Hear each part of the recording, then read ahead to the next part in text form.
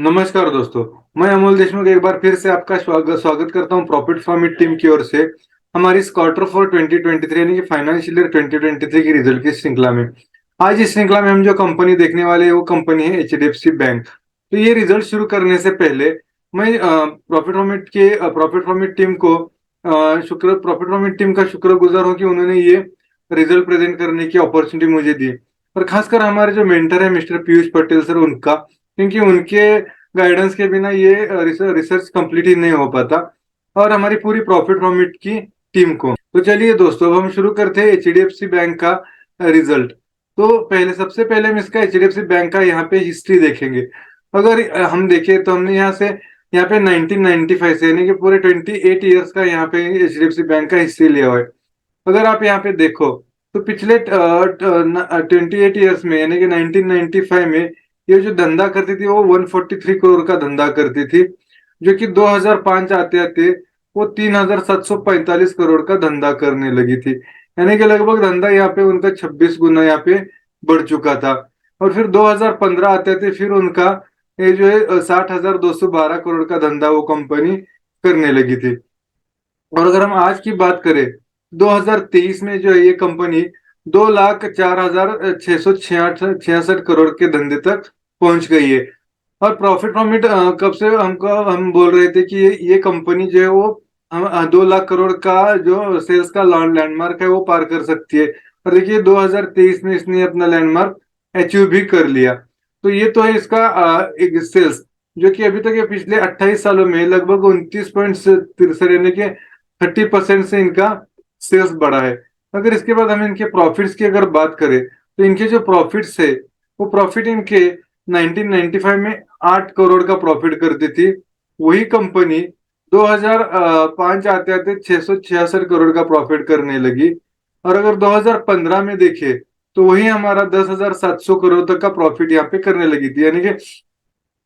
और अभी आज अगर देखे तो ये कंपनी जो है वो उसने 46,149 करोड़ का यहाँ पे प्रॉफिट किया है।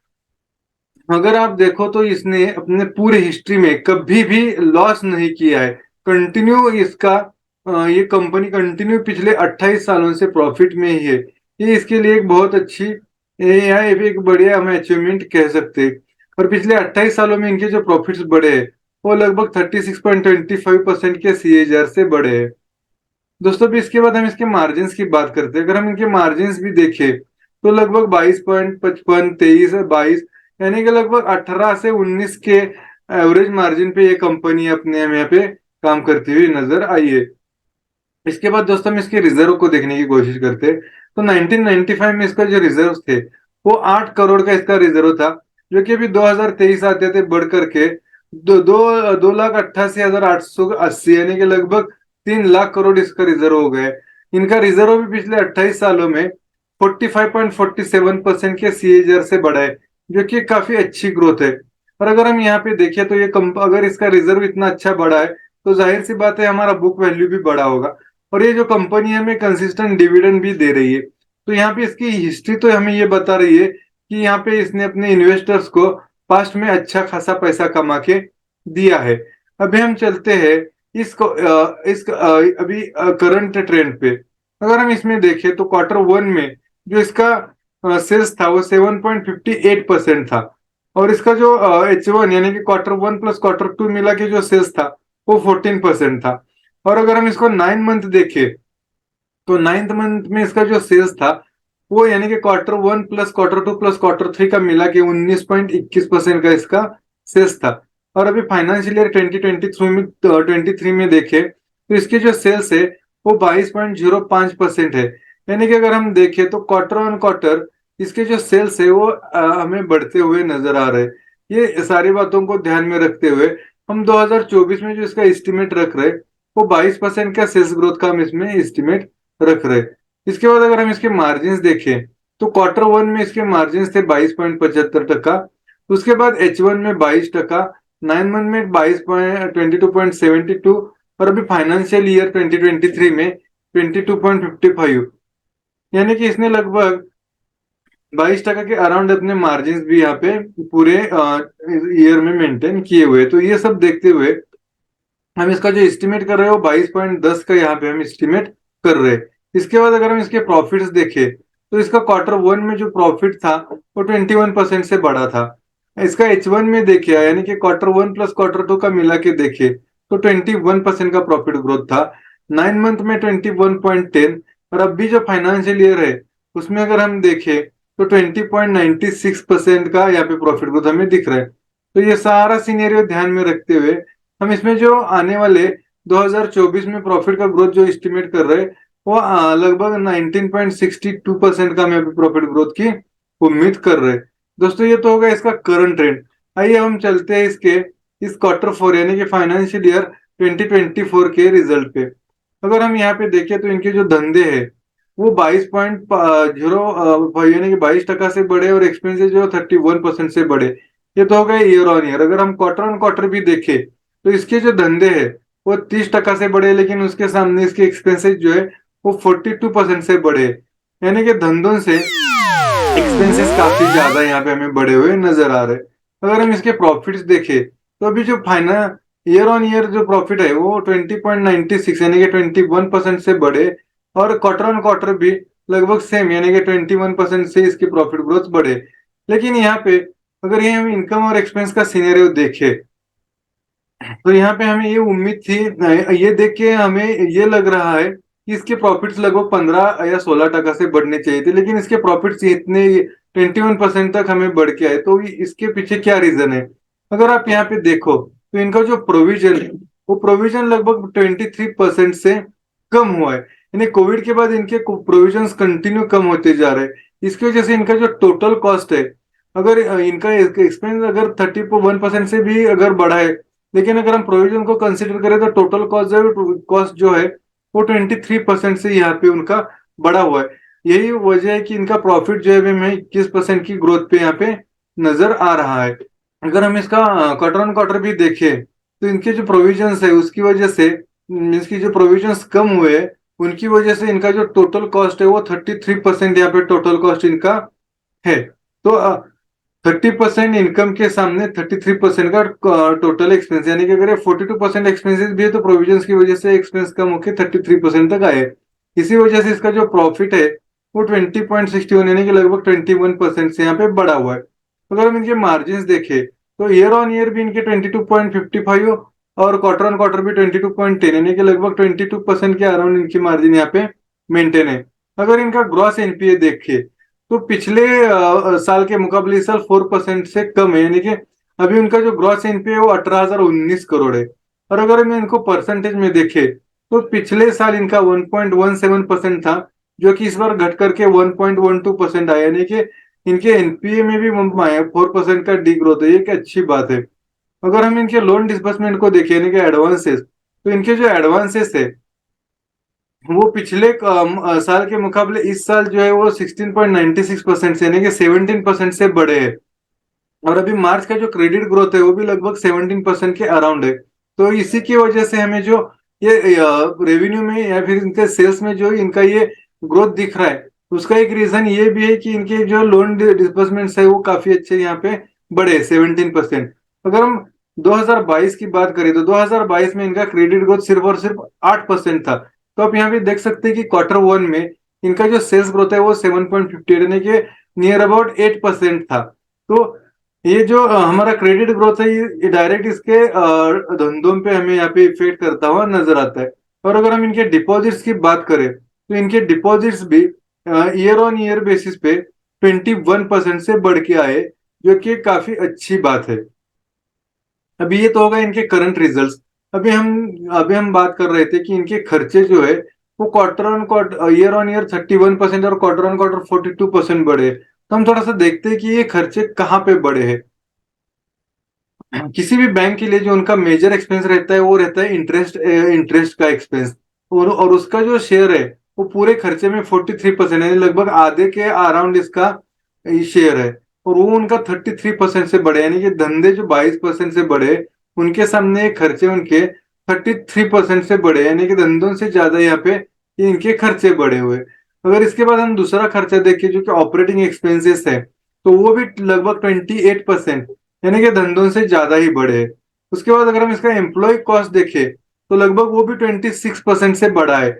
और अगर हम इसका अदर ऑपरेटिव एक्सपेंसेस देखें तो वो भी 29% से इनके बढ़े, यानी कि ओवरऑल अगर हम देखें तो 30% से इनके खर्चे बढ़े हुए।